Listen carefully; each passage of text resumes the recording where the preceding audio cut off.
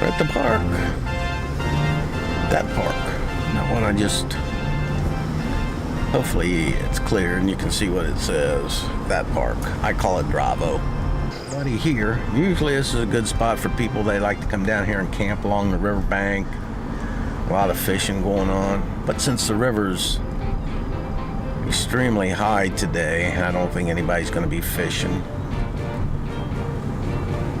Okay, let's happening down yonder. Alright, see you, bye. Alright, I'm going to show you the river.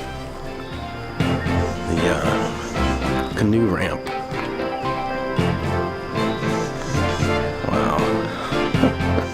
It's completely gone right now.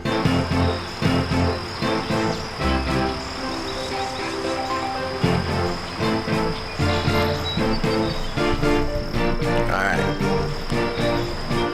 Through here, which I've done several times, but I think the water affects it. I think it's the and it tries to keep adjusting itself up and down, up and down, up and down.